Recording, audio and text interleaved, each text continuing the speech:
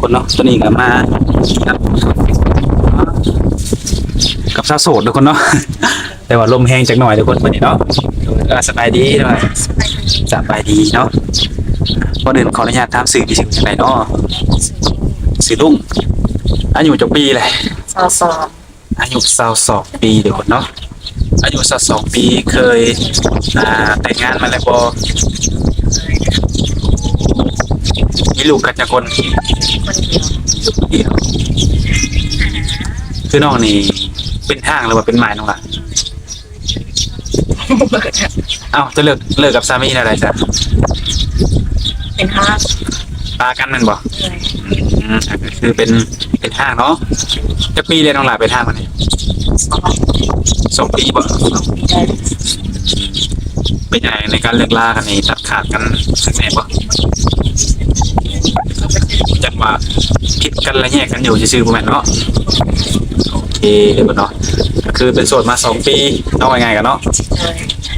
หลังจากนั้นก็บ่ได้ล้มกับผู้บ่าวทางใดเลยบ่เป็นจังไดน้องหล่ะคือบอกว่าบ่ได้ล้มกับผู้บ่าวทางใดมันคอยมีเวลาบ่มีเวลาไปเรียนงานก็เลยแบบว่าตัดสินใจบ่เข้าคุยดีกว่าเนาะถ้าว่าได้คุยกันแล้วเพิ่นเฮาบ่มีเวลาให้เพิ่นเนาะอ่ะก็คือในมื้อนี้จังไดมีเวลาแล้วบ่ก็เลยออกมาเปิดใจมันบ่เสียเปิดใจรอบนี้เนาะอะไรดิพร้อมที่จะสละโสดเลยบ่ภายในปีนี้ถ้าว่าน้องได้ร่วมกับไผสักคนเนาะแบบว่าเพิ่นสิมามั่นมาขอนี่ก็ได้เลยแม่นบ่ทุกคนเนาะมีความสละโสดภายในปีนี้เลยเนาะแต่บ่ฮู้ว่าสิคุยกันจักเดือนตอนนั้นทุกคนเนาะมาเปิดใจในรอบนี้เนาะคือน้องนี่อายุ22 ปีเนาะถ้าเกิดว่าอยากสร้างครอบครัวหรือว่าอยากมีสามีนี่ต้องเอาอายุหลายปานใดน้องล่ะ40-50ได้40-50ได้แม่นบ่30ได้บ่แบบ30 40 50เนาะ60ได้บ่หรือว่าหลายกันไปก็ได้อยู่ก็ได้อยู่แม่นบ่มันก็บางทีคน60ก็ร่างกายยังหนุ่มแข็งแรงกันอยู่เนาะเฮาก็เบิ่งตามความเป็นจริงเนาะแต่ผมคิดกลับนี่แข็งแรงอยู่ ก็มีหลายเนาะคือน้องมาเฮ็ดเวียกเฮ็ดงานเวียกในปัจจุบันตอนอยู่เมื่อกี้นี่งานอยู่เซโนขายเสื้อผ้าสวยอ้ายแต่ว่าเราหักผลงานแล้วก็เลยออกมาเฮ็ดในปัจจุบันปลูกผักเก่าบอกอยู่เพื่อนที่ว่าเฮ็ดปลูกผักขายได้ขายแล้วมาผักที่ไปได้ปัจจุบันยังกำลังใหญ่ใหญ่คือแบบน้องว่าความชราความโสด30 40 50 60เอาได้อีหลีบ่น้องได้เนาะคือมี FC บางท่านกับเพิ่นอยากได้ไปอยู่นำอยู่ทางไกลใช่มั้ยเนาะไปได้บ่ขออนุญาตถ้าพ่อถ้าแม่สักคนขออนุญาตบอกกับแม่ก่อนน้องเป็นลูกสาวของที่อะไรสักมีน้องเนาะมีโอ้คือน้องสาวครอบครัวเราอ่ะยังโอ้ที่เคยสร้างมีแต่น้องผู้เดียวหากเป็นชนตัวนอกเลยสบายไปได้จ้ะถ้ามีแฟนทางไกลเพิ่นได้ไปอยู่นำน้องบอกชนตัวน้องซะก่อนได้บ่เลยแต่ก็บ่สุดเนาะต้องถามพ่อแม่อีกซะก่อนเด้อคือว่าเคยถ่ายคลิปหนึ่งอะไรเนาะเป็นได้ซะตอนนั้นมีบ่ผู้คุยนะก็มีอยู่แต่ว่าจักสิว่าเป็นอะไรทั้งหลายว่าน้องเบิ่งเป็นอะไรตัวอย่างเขาเป็นอะไรน้องก็มีผู้นึงที่ว่าเราว่าสิซื้อเครื่องซักผ้าให้แต่ว่าเราว่านัดวันที่นั้นวันที่นี้กับพวกบริษัทนั้นแหละฮอดมื้อมันแล้วเราเปลี่ยนแบบเปลี่ยนวันที่ไปเลยแบบคือมาทีมหนีให้นะก็น้องแบบน้องบ่อยากได้ พวกเครื่องสักผ้าอีหยังนี่แบบบ่อยากได้แบบว่าแบบไปเว้ากับพวกบริษัทเขามาส่งให้เราฮอดเรือนบ่แล้วเพราะว่าเลื่อนไปเรื่อยๆนะแบบบ่ฮู้ว่ามื้อใดสิได้แล้วเราก็หายไปบัดนี้เราบล็อกเฟซไปเลย เป็นคนไทยหรือคนลาว คนไทย ไทยคือความหมายคือเพิ่นในให้น้องไปดาวแบบนี้บ่ เพิ่นว่าเพิ่นซื้อสด ซื้อสด โดยเพราะว่าเพิ่นซื้อสดนัดกันว่าวันที่2เดือนนั้นเดือนนี้แหละแล้วบัดบ่ตรงกับมื้อที่เราบอกแต่เราเลื่อนไปเรื่อยๆผู้ซื้อเครื่องซักผ้าให้นี่แล้วกับน้องนี่เป็นฐานะหยังตอนนั้นเป็นแฟนกันบ่หรือว่าอะไร เป็นแฟนนั่นแหละ ตกลงเป็นแฟนกันเรียบร้อยเนาะ โดย วันนี้แหละเป็นคนที่ว่าบ่ตรงเวลา ว่าซากับจัดเลย วักษาคำเว้าเนาะมันก็เลยเลิกลากันบ่ เว้าบอก เราเงียบไปเลย เราเงียบไปเลย ตู้จะเอามาส่งให้น้องเลย เขามาส่งให้แต่เราเว้านัดหมายกันกับบริษัท แต่เงินบ่ได้จ่าย อืม แล้วน้องให้จังได๋ต่อบัดนี้ครับบ่หรือว่าส่งคืน ส่งคืนก็บ่ได้เพราะว่าเขามาติดตั้งยังให้เขาว่าบ่มีเงินเอาให้ส่งเครื่องคืนเลยก็เครื่องก็ยังบ่ทันได้ใช้เขาก็บอกบ่ได้เพราะว่าติดตั้งลงไปแล้วแบบเสีย หลายเป็นไรบุญค่ะ เพราะว่า12,000 รวมหมด2แม่นบ่คือตอนนี้คือน้องนี่เป็นผู้รับหรือว่าเป็นผู้เสียมาตอนนี้แม่นบ่ โดย ให้เสียไปได้รายเดือนบ่บัดนี้ได้ แม่เสียไปได้ เดือนละ เดือนละล้านปลายล้าน2ล้าน3 คือว่าถือคือว่าตัวเนาะ เป่าไทยอีกนะ รอไทยกินเอารู้จักกับเพิ่นโดนสำใดตอนนั้นเนาะ 3-4 เดือนได้ ก็มีความเชื่อใจอยู่แล้วแต่มันเปิดมันตัวเอาบริษัทมาตั้งให้มันเอาเครื่องมาติดตั้งแล้วมันบล็อกเฟซ แบบหายไปเลย หายไป คือ เลย แบบพี่บ่หลอกได้กับโม คนหลอกคนเนาะนี่หลอกคนนั่นแหละแล้วตอนนี้น้องได้จ่ายได้ยืนไปนำแล้วบ่ ก็เราบ่อยากหยุ่งนำแบบ เราเอางัวเราปิดไปเลยเราหยุ่งงัวให้เลย โอ้เราขายงัวให้เลยแบบขายงัวจ่ายแล้วก็แล้วเลย คือตอนนี้บิดแล้วเนาะ เอางัวแล้วก็เสียบงัวตัวหนึ่งงัวเป็น ย้อนนมไทยเฮ็ดแบบนี้เนาะ โอ้เอาเป็นตัวหมูเป็นตัวงัวให้เลยขายบริษัทนะ ต้องเอาแบบนั้นเลย คือว่าเราไปขายแล้วนะปกติเป็นจับตู้ แต่ก็เพิ่นบ่อยากยากแบบเรื่องคำยังเมาบอกแวกกันหาก็มาเอาให้ได้เด็กเขียนแล้วก็เขียนใส่ แล้วเนาะ เป็นความอยากไม่ดีนะสิเนาะน่าเห็นใจเนาะตอนนี้เนาะเช็ดนี่ทุกคนโดยเฉพาะลุงไทยเฮาเราบ่คนเฮ็ดได้ที่เนาะว่ายังไงคือเฮาคือว่าแล้วเฮาบอกความเสียใจเนาะมีกันลุกกันมาช่วยใจกันเนาะ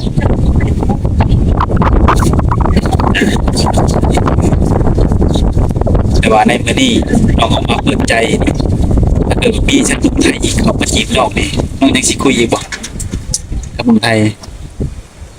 คุยเราแบบบ่อยากให้มาตัวมาตกกันพอนะ แต่คุยได้อยู่เนาะ ได้ แต่ก็บ่อยากให้มีเหตุการณ์แบบนี้เกิดขึ้นอีกเนาะ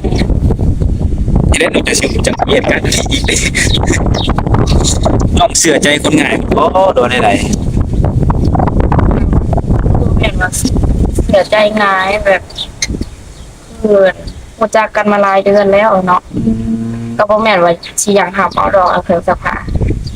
ว่าเอาโลดเป็นยังเปิดเดี๋ยวอ้ายทักสอบเองเพิ่นว่าไว้สิ แบบว่า โอ้ ไหนยักย่องบ่ยังทอดนะเนาะยักย่องให้เอาเนาะ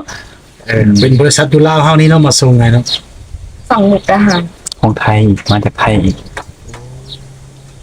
เป็นบริษัทเราบ่ หรือว่าเป็นบริษัทของลาวบ่เนาะ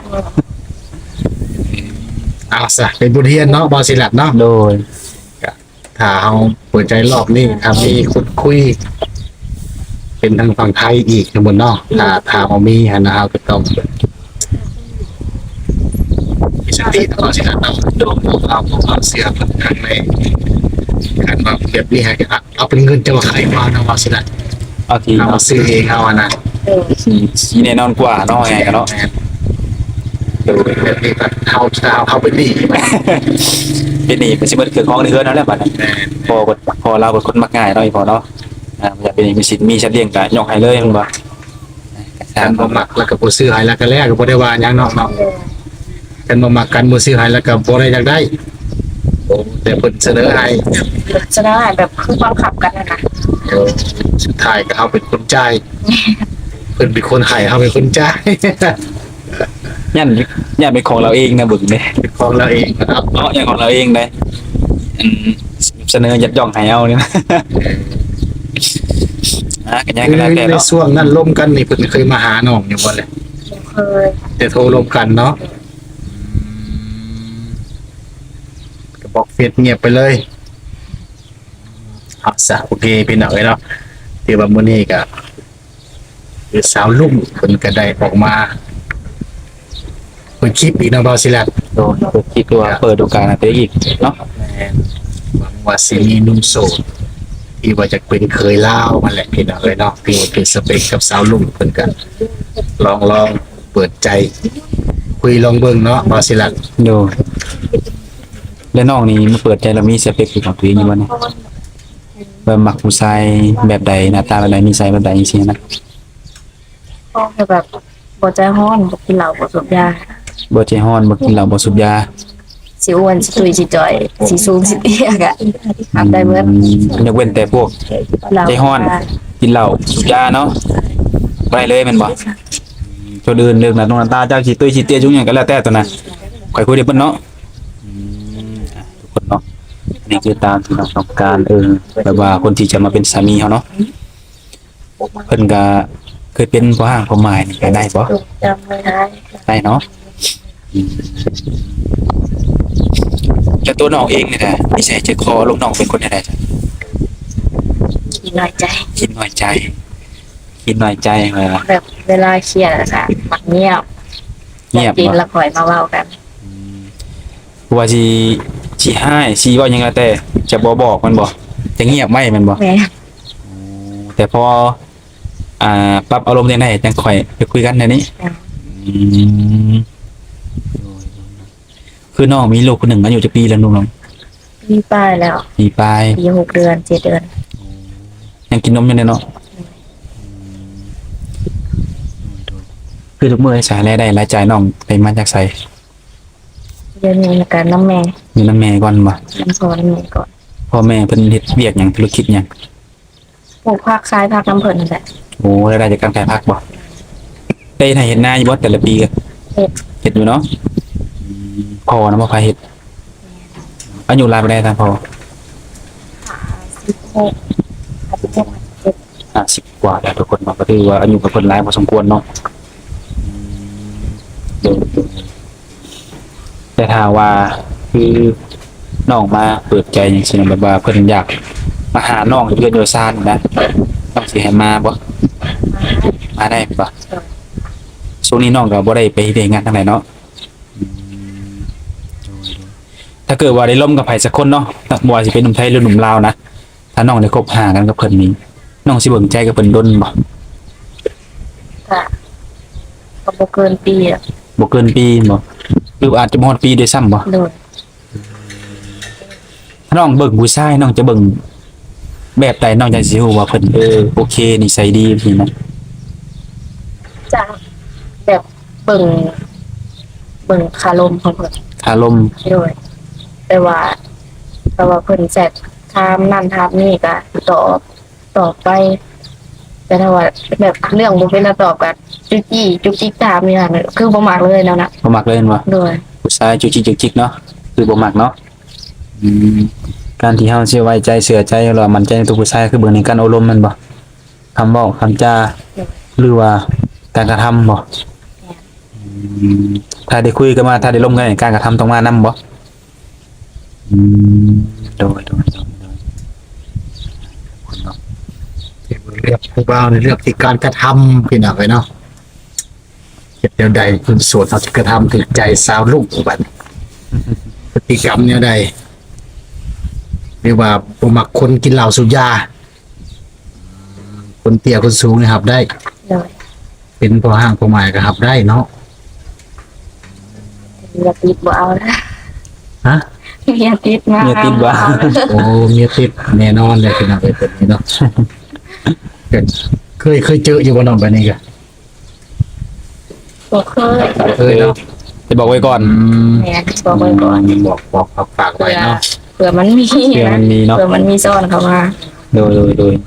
แต่ได้ฮักสิฮู้ว่าเพิ่นมีเมียอยู่แล้วแม่คุยกับเฮานี่ น้องสิจับจุดไหนๆเอ้าถ้าบ่มีนี่นะ จนถ้าว่าเมียเพิ่นบ่ทักมาหาเองก็บ่ฮู้ดอก แน่นอนเนาะตัวนี้เนาะโดยคือน้องนี่อายุจะ2 ปีป่ะความสูงน้องสูงเท่าไหร่เนาะ ผมบ่เคยแทกเลย บ่เคยแทกว่าน้ำหนักเป็นกับฮู้บ่น้ำหนักเท่าไหร่ 51 น้ำหนัก51 51ครับ คือว่ามีหนุ่มๆบางคนก็เลือกตามตรงสเปคเนาะบางคนก็มักนั่นตัวนี้บางคนก็มักปิ้งน้ำหนักนั่นตัวนี้นะถามไว้แต่คือในช่วงนี้เนาะบ่ว่าสิเป็นหนุ่มไทยหนุ่มลาวเนาะน้องก็สามารถอบรมได้หมดเนาะแล้วก็ถ้าว่าถูกใจกับใครก็สามารถเป็นสามีได้แม่นบ่มาเปิดใจจังซี่นี่มีหยังไงทางติดต่อให้เพิ่น เดี๋ยวมีไลน์บ่ มีไลน์บ่ ไลน์ต่อ ไลน์อย่างเดียวบ่WhatsApp เฟซหยังบ่ได้ลินบ่ บ่ค่อยได้ลิงก์อ่ะ ก็เลยบ่เอามาแจกดีกว่าเนาะถ้าว่าให้ไปเฮาถ้าเฮาบ่มีเวลาเวลาลมกับเพิ่นเนาะเพิ่นสิหาเว้าเฮาเนาะเอาทางที่เฮาสะดวกดีกว่าเนาะคือทางไลน์พุ่นน่ะทุกคนเนาะ รวยด้วย ก็ต้องมาสิลูกอยู่กับไผซะ เดี๋ยวน้ำแม่ อยู่กับแม่ จะพากันไปลิงก์ เป็นจังไดเลี้ยงลูกคนเดียว เป็นจังได กับเงินที่ว่าของพี่ค่ะ พ่อแม่เพิ่นช่วยเบิ่งเนาะย่ากับสามีตอนนั้นลูกได้จักเดือน หอดเดือน บ่ฮอดเดือนบ่ แบบเขาเริ่มไปเห็นงานตั้งแต่ท้อง2 เดือน โอ้แสดงมีปัญหากันตั้งแต่ลูกอยู่ในท้องพุ่นบ่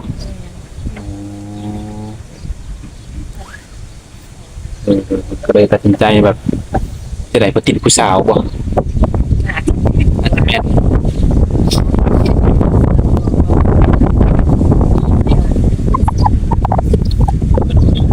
อยากไปคือมาเปิดโอกาสตัวเองใหม่เพื่อว่าจะได้เจอคนที่ติดใจเนาะจะเป็นในทุกราวการใช้กันแล้วแต่เนาะรู้กันได้มาจีบได้เนาะมีวางแผนไว้ยังบ่หลังจากในวันนี้ไปสิเริ่มต้นเดือนใดใหม่กับชีวิตประจำวันของตัวเองนี่ แบบปลูกข้าวปลูกหญ้าคือกัน โอ้อาชีพหลักคือปลูกผักอย่างเดียวแมันบ่ไปเวียกทางไกลนี่บ่ได้บ่ เป็นเมียงทางใกล้ก็ได้ถ้าว่ามันมีงานให้ไปนะ ไทยเคยไปบ่ เคย แต่ว่าให้ไปเฮ็ดถ้ามีงานเฮ็ดนี่มีบ่บัตรมีหยังเคยเรียบร้อยบ่ มีบัตร โอ้สนใจเป็นงานอยู่ไทยบ่อยากไปอยู่แม่นบ่ถ้ามีงานนี่ไปบ่เผื่อว่ามีผู้สนใจหรือว่ามีผู้อยากได้สาวลาวไปเป็นคนงานให้เนาะถ้าไปเฮ็ดงานนี่น้องอยากเฮ็ดงานหยังอยู่ไทยนี่ ร้านอาหาร เป็นงานร้านอาหารบ่เป็นงา ร้าน นอาหารร้านก๋วยเตี๋ยวได้ เป็นงานถนัดบ่ เป็นงานฐานะผู้สมบูรณ์กัน รับงานขายหมากไม้บางอย่างนี้ได้บ่ ได้ ได้เนาะเป็นพวกขายบางอย่างนี้เนาะ ขายมากมายขายเสื้อผ้าได้ โอ้คืองานที่เราเคยมีประสบการณ์ตัวนี้เนาะทุกคนเนาะก็ถือว่ามาวันนี้เราก็มาเปิดใจให้น้องคนเป็นรอบที่2หรือว่าครั้งแรกของปีนี้เนาะเพราะว่าเปิดนี่เพิ่นก็ปีกายนี่เนาะก็ยังบ่ทันสมหวัง เศร้าหก ครั้งแรกของในปี2026ทุกคนเนาะ หวังว่าสิสมหวังเนาะบ่าวศิลัดเนาะคุณคุยปัจจุบันนี่ก็มีอยู่บ่ลองผู้แซวผู้หยัง ก็บ่ค่อยมี บ่ค่อยมีคือว่าบ่มีเลยโสดสนิทเนาะ เลย คำสิมีก็มือแรงเนาะ แม่นบ่ โอ้โห แต่ว่าเรื่องการติดต่อเรื่องนี้ทางน้องบ่ได้มีของปัญหาหยังบ่ว่าสะดวกสบายเนาะอ่ะที่อยากคุยว่าจะเป็นการโทรการแชทข้อความนี้ได้หมดแม่นบ่ เวลาเด้เนาะสะดวกเวลา ถ้ามีเวลาก็แบบสิตอบแชทเพิ่นเองนะ ว่าเวลาที่น้องว่างสะดวกคุยอะนะ กำหนดเวลาบ่ได้เลย โอ้เวลาบ่ได้เนาะ บางมื้อก็ว่างเช้าตอนแรงบางมื้อก็บ่ว่างเลยค่ะเฮ็ดเวียกเฮ็ดงานเนี่ย ตามหน้าเวียกเฮาเนาะ แม่ นี่แต่ว่าให้หนุ่มๆเฮาเนาะเข้าใจกันเนาะคือเวลาเพิ่นว่างเพิ่นบ่ว่างเฮาว่างเพิ่นว่างก็มีเนาะเวลามันเนาะอยากให้เข้าใจกันยังไงก็แล้วแต่ทุกคนเนาะเฮาก็สิได้ขอจบคลิปไว้เพียงเท่านี้ก่อนแหละทุกคนเนาะหรือว่ามื้อหน้ามีข่าวสารหยังมาใหม่หรือว่ามีเรื่องหยังต่างๆเนาะเฮาก็สิมาอัปเดตให้ใหม่นั่นแหละถ้าเกิดว่าหนุ่มๆอยากพูดอยากร่วมกับน้องเพิ่นก็ทักทายมาได้ทาง LINE เนาะมีแต่ LINE เพิ่นคือว่าช่วงนี้ก็สะดวกคุยอยู่แต่ก็ตามเวลานั่นแหละเนาะ โอเคทุกคนเนาะทางเขาก็จะได้โค้ดจบคลิปเลยกันกลับก่อนวันนี้เขาพอกันในคลิปหน้าเนาะโดยสบายดี โด นะ ยสวัสดี